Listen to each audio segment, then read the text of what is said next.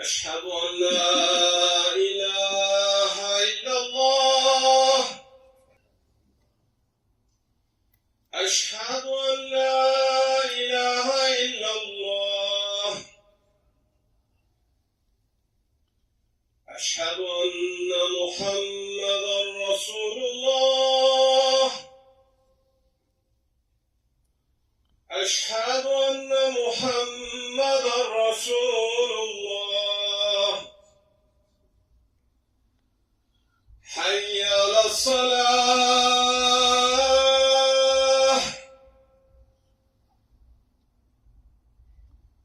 حي على الصلاة.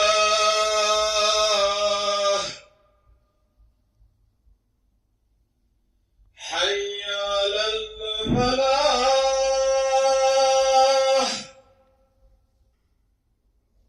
حي على الفلاح. الله أكبر الله أكبر. لا إله إلا الله.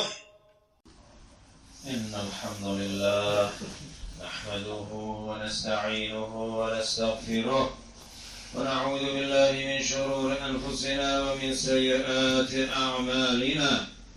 من يهدي الله فلا مضل له ومن يضلل فلا هادي له. أشهد أن لا إله إلا الله وحده لا شريك له ونشهد أن محمدا عبده ورسوله وصلوات الله وسلامه على رسوله محمد وعلى آله وأصحابه الطيبين الطاهرين وعلى أتباعهم التابعين ومن تبعهم بإحسان إلى يوم الدين. يا أيها الذين آمنوا اتقوا الله حق تقاته ولا تموتن إلا وأنتم مسلمون. يا أيها الناس اتقوا ربكم الذي خلقكم من نفس واحدة وخلق منها زوجها وبث منهما رجالا كثيرا ونساء. أيها الناس قال الله تبارك وتعالى في كتابه الكريم: أعوذ بالله من الشيطان الرجيم. بسم الله الرحمن الرحيم. والعصر إن الإنسان لفي خسر. Sadakallahul azim.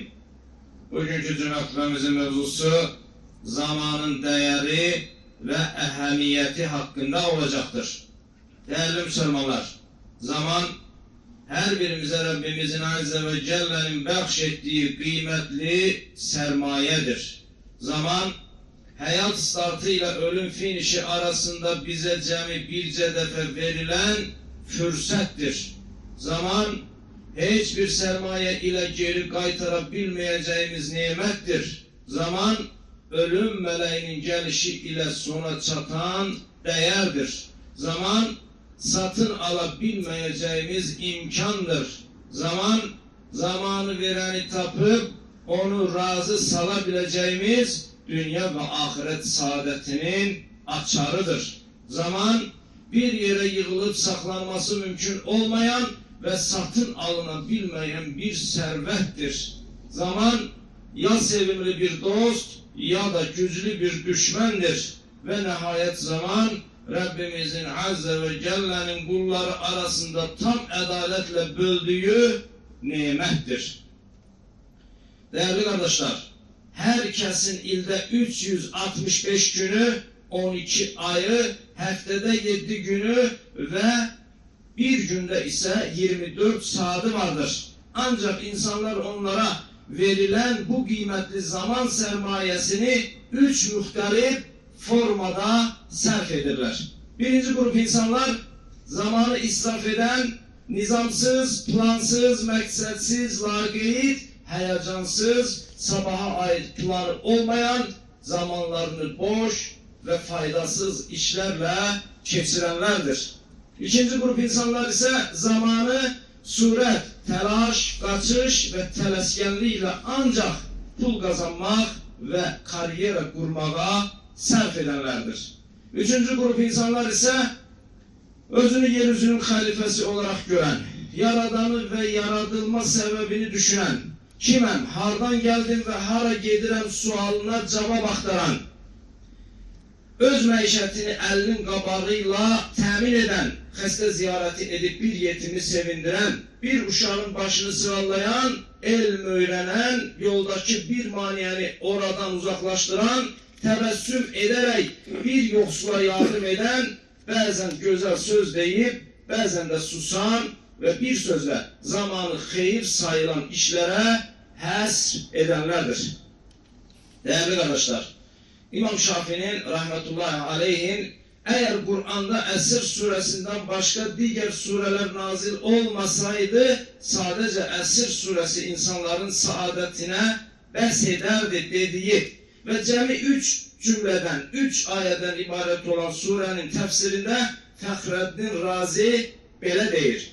Andolsun zamana ki insan ziyan içindedir ayeleri zamanı kıymetlendirme meselesinde insan mütlak zararda olduğunu ve özünü bu zarardan xilas edebilmeyeceğini ifadedir. Çünkü zarar sermayenin itirilmesidir. İnsanın sermayesi ise ömürdür. Onun ömrünü heder etmediği anlar da çok nadirdir deyir. Seleften biri ben Esr suresinin mənasını pazarda buz satan bir adamdan öğrendim deyir. O adam səhər bazara çıxar və belə deyərdi. Sərmayəsi əriyən bu adama rəhminiz gəlsin. Yəni buzu əriyən bu adama yazığınız gəlsin deyərdi. Onun bu sözünü eşidəndə bax insanın ziyan və zərərdə olmasının mənası budur dedim. Çünki insana verilən ömür də buz kimi hər saniyə əriyir. Əgər insan ömrünü yanlış yerlərdə keçirdər və zamanını israf edərsə ziyan içində olar. Buxarıda gelen hadiste alemlere rahmet olarak gönderilen Allah Resulü Aleyhisselatü Vesselam böyle buyurur. 5 şey gelmeden 5 şeyin kadrini bilin. Ölüm gelmeden hayatın, kocalık gelmeden gençliğin, hastalık gelmeden sıhhatin, kasıblık gelmeden imkanın ve nihayet sizin başınızı qatan çok iş gelmeden boş vaktin qədrini bilin buyurur. Değerli kardeşler, Allah Resulü Aleyhisselatü Vesselam bize Rabbimizin bəxş sayısız hesapsız nimetler içinde hususiyle 5 nimeti dile getirir ve o 5 nimetin birini de boş vaxt olduğunu hususiyle vurguluyor.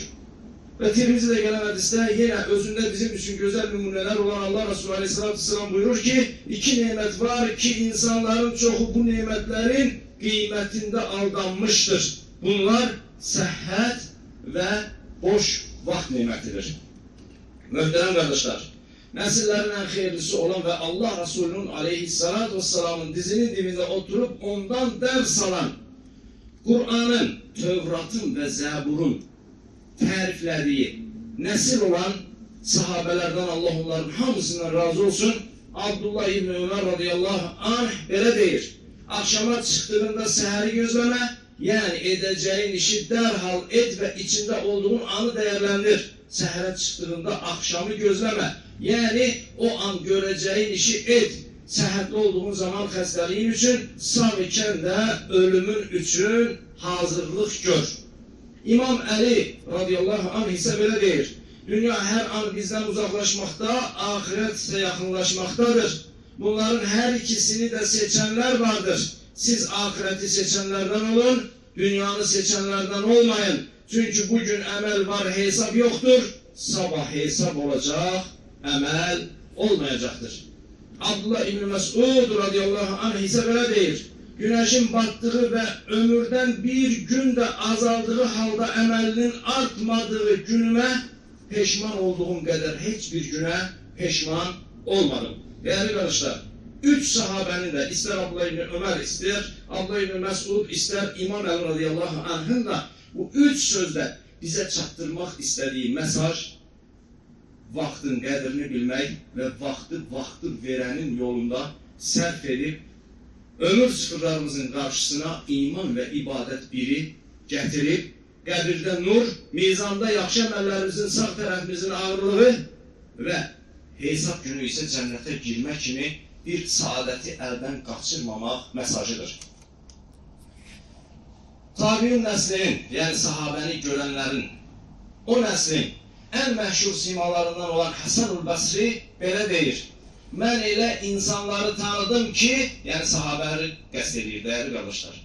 Mən elə insanları tanıdım ki, vaxtlarını dəyərləndirmə mövzusunda sizin indi dirhəm və dinarlarınızı qorumaqdakı tamahınızdan daha tamahkar idilər.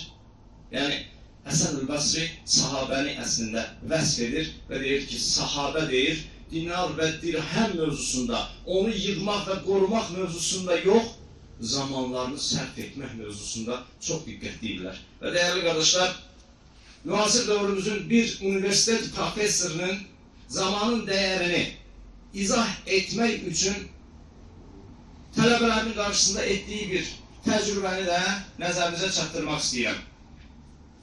Professor içəri girir və əvvəldən stolunun altında hazır etdiyi boş balonu çıxardır və yumruq böyüklüyündə daşları bir-bir o balonun içinə yerləşdirir. Ta balon dolduqda deyir, sizcə tələbələrə sual verir. Bu balon doldu mu? Əksəriyyət, böyük əksəriyyət deyir, doldu. Deyir, xeyr, dolmadı. Və əvvəldən hazırladığı çıngıl daşlarını çıxardır və o balonun içinə töhməyə başlayır və onlar o böyük yumruq böyüklüyündəki daşların içindən sıyrıla-sıyrıla içəri daxil olur və sonra yenə bu balon sizcə doldu mu dedikdə, bəli doldu deyən tələbələrlə müqabil əvvəldən hazırladığı qumu o çıngıl daşlarının arasından yavaş-yavaş daxil etməyə başlayır və son olaraq sizcə bu balon doldu mu dedikdə, əlbəttə ki doldu deyən tələbələrlə əvvəldən hazırladığı suyu çıxarır və suyu o həmin dolduğu zənn edilən, görülən balona daxil edir. Və əslində burada iki mənanı ifadə eləmək istəyir və tələbələrinə iki dəyəri izah eləmək istəyir. Bir, deyir, əgər deyir, biz öncə daşları yox, öncə digər şeyləri yerləşdirsəydik, bu dəfə daşları, böyük yumruq böyüklüyündə daşları yerləşdirə bilməsiydik. Yəni, həyatımızda doğru seçim edək. Elə seçim edək ki, onun geriyə dönüşü olmayan sonra peşmançılıqla nəticələnməsin. Və ikinci, həyatımızda vaxtın yoxdur dediyin anda istəsən, Rəbbindən istəsən, Rəbbinin sənin vaxtını bərəkətləndirəcəyinə sahib olarsan, şahid olarsan deyir. Və dəyərli qardaşlar, bizim bəzən bir gün, bazar günü istirahətini, bəzən 2-3 gün kimi bərəkətli keçirdiyimiz olduğu kimi, bəzən bir ay məzuniyyətimizi, bir aylıq məzuniyyətimizi bir həftə kimi bərəkətsiz keçirdiyimiz olub mu? Vallahi olub. Demək ki, dəyərli qardaşlar, Rəbbimizdən bizə verdiyi ömür sərmayəsini bərəkətləndirməsini Rəbbimizdən istəyək və İmam Nəvəvi kimi az yaşasa da həyatında çox böyük əsərlər təlif edən o alimlərin həyatından dərs alaq və həyatımızı iman biri ilə bərəkətləndirək və bizə verilən o sərmayəni ən gözəl şəkildə sərf edək. Dəyərli qardaşlar, bir tarixi hadisəni nəzərinizə çatdırmaq istəyirəm. Tam 35 il bundan öncə, 1990-cı il 20 yanvar günü əvvəldən fövqəladə vəziyyət elan edilmədən uşaq, böyük, dinc əhali xəbər verilmədən silah ilə qətlə yetirildi, 131 nəfər öldürüldü, tam 744 nəfər yaralandı və 800-dən artıq şəxs həbs olundu, 200 ev və 80 avtomobil yandırıldı və dəyərli qardaşlar, amma nəticədə biz bugün müstəqil, bugün əmin-aman, bugün xoş, bugün öz uşaqlarımıza fəxrlə ötürə biləcəyimiz bir əmin-aman, bir xoş bir günə çatdıq. Allah o hadisədə öldürülən və zərrə qədər belə olsa, Rəbbimiz huzuruna imanla çıxan bütün müsəlman qardaş bacılarımıza qəni-qəni rəhmət eyləsin. Bizə və bundan sonra, bizdən sonra gələcək nəsillərə də daim zəfər, daim əmin-amanlıq və daim huzurlu həyat yaşamağı nəsib eyləsin. Barakallahu li və lakum fil Qur'anil azim və nəfa'ani və iyyəkum bimə fihi minəl ayəti və zikril hakim.